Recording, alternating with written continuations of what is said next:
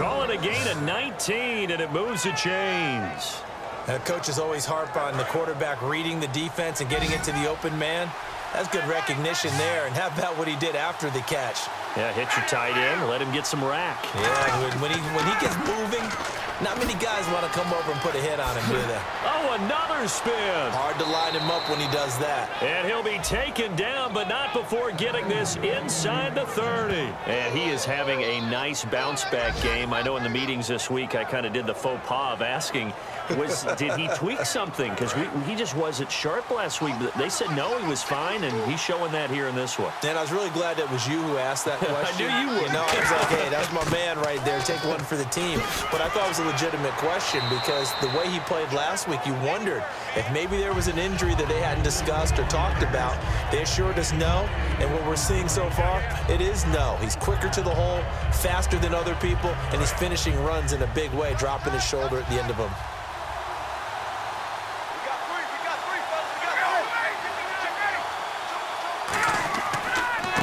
Now. And he'll get it down this time to the 17. Only 3 there on the pickup, but that's enough to move the chains.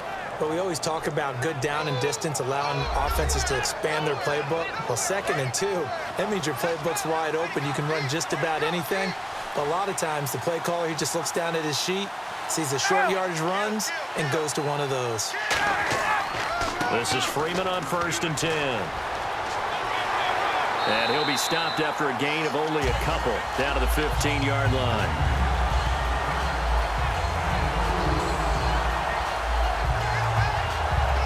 So the offense looking at a 2nd and 8.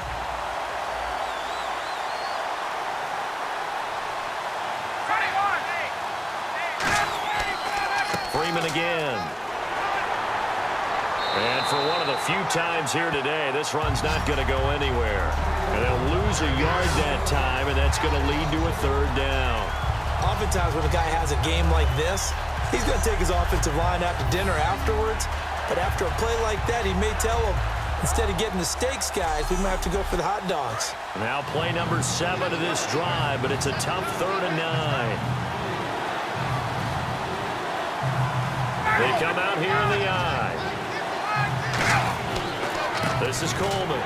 And this play gets blown up. They'll lose yardage back at the 17. A loss of a yard, and it brings up 4th. The insistence of speed at every position is really seen at the defensive end spot. These guys in the old days were often outside linebackers. They just pushed them forward because they wanted to play fast and get to the quarterback or the running backs quicker than ever before. So here we go. Maybe the biggest kick of the game forthcoming.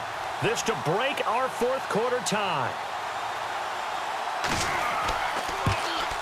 And Frank's kick is good. And they have taken the lead here in the 4th quarter. So the drive stalls out, but they are able to put 3 points on the board. Yeah, just a yard or two shorter than an extra point. So no problems converting there.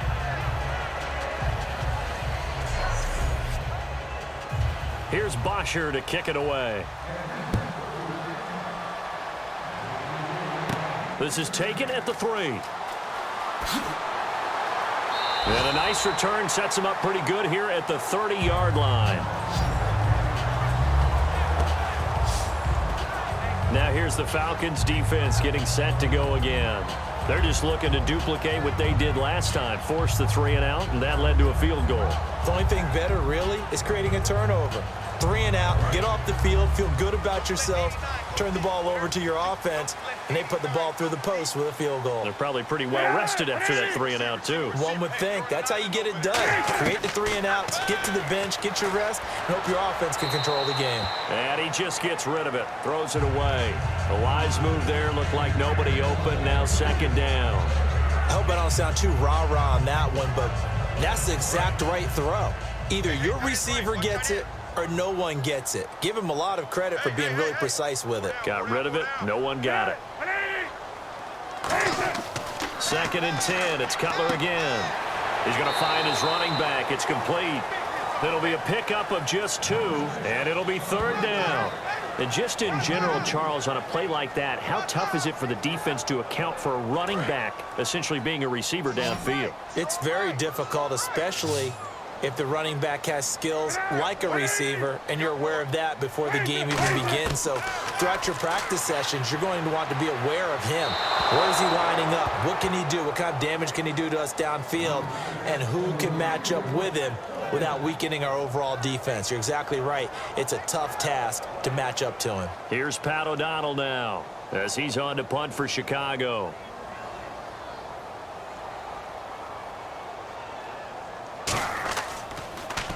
He's averaging just under 50 yards a punt as he gets this away. And this will do the job nicely as that'll be out of bounds just inside the 10-yard line.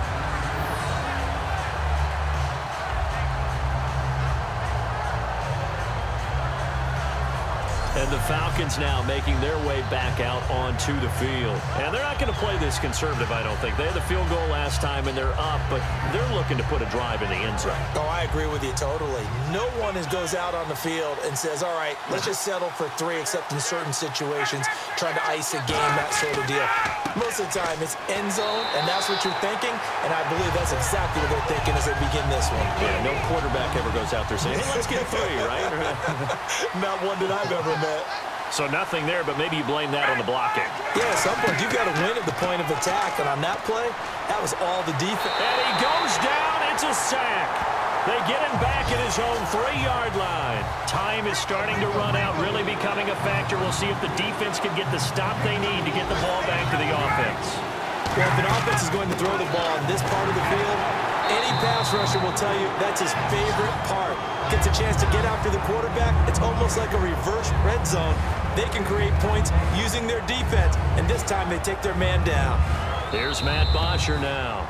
Time for a break. And you wonder, could they possibly think about taking a safety here? We'll come back for the electrifying conclusion after this. So it's Falcon football as we welcome you back. And let's see what they've come up with offensively after having time to talk it over. Here's Matt Bosher now as the drive goes backwards, so he's on to punt it away.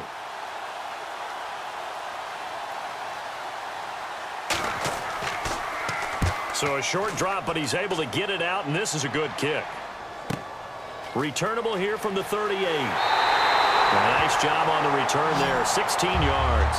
And it'll be a short field for the Bears as they take over 1st and 10. Now the Bears offense ready to take over again. And a tight game after punting last time. See if they can get something going on this drive.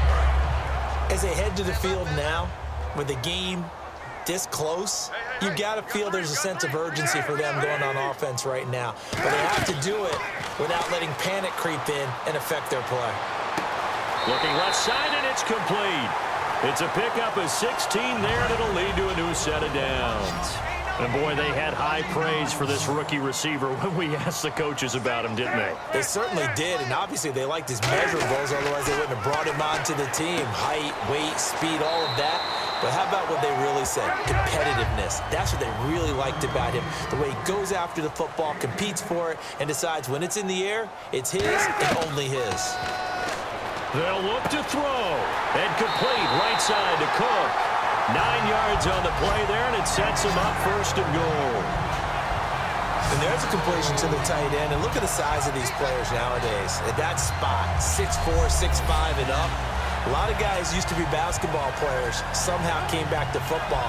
And that's really good for the game of football. You're getting better athleticism, great hand-eye coordination, guys who know how to control their bodies when they run their routes.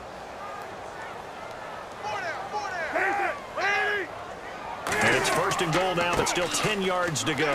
Running with Howard. He showed off the athletic juke, but it didn't buy him a whole lot of real estate. 5 yards, a good run there, and now 2nd and goal. They're going to hurry back to the line now. Back to throw. And they will not get the connection there. It's incomplete. He was looking for Jordan Howard that time. And it's 3rd down.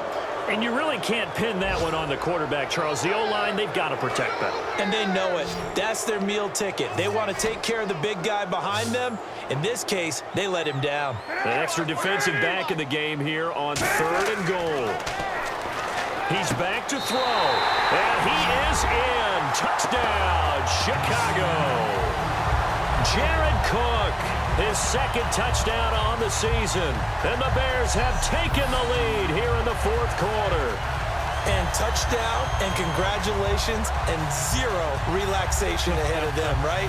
Way too much time on the clock for them to start celebrating. Yeah, part one is done, but now on the sideline, you can already see them scrambling down there. They're getting those defensive guys ready. Yes, you have to get those guys ready, and you also have to talk to your special teams guys.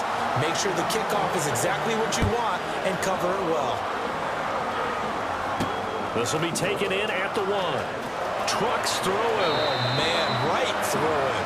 And he'll make it across the 20 as his guys will set up shop at the 23-yard line.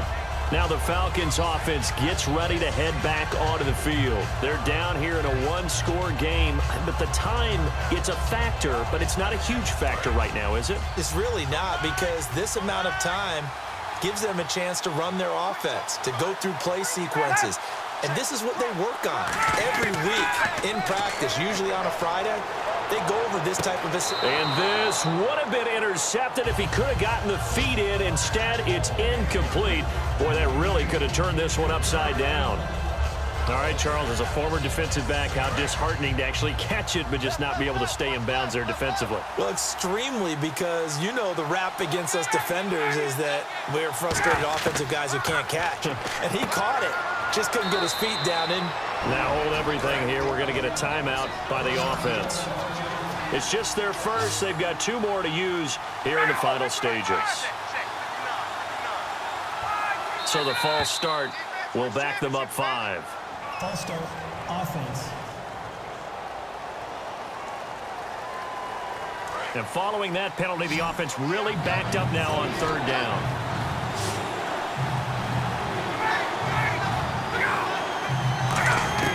He'll look to throw. He's going to let it fly. It got his man complete. He takes it across for the touchdown, and they've taken the lead late in the final minute of the 4th. Wow, wow. What a game this has turned out to be, and what a touchdown right there. How about when scheme and talent match up? Because they absolutely had to have that. When they had to find their way into the end zone to take the lead, they get it to their wide receiver. He gets that done for them, and now they get to look at their defense and say, guys, make it stand up. Now, that's the only way it would have been more ideal is if you put it in the end zone with 1 second or 0 seconds on the clock, but beggars can't be choosers. Not at all, and whose heart wants to deal with that anyway? Go ahead and score while you've got the opportunity. He's got it, and this is indeed up to a 3-point lead. So they only needed 3 plays on that drive, and the gadget play gets them into the end zone.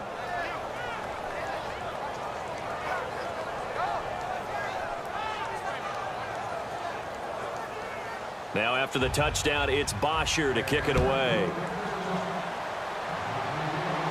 This will be taken in at the 1. Then he'll take this across the 25, couple extra yards up to the 27-yard line.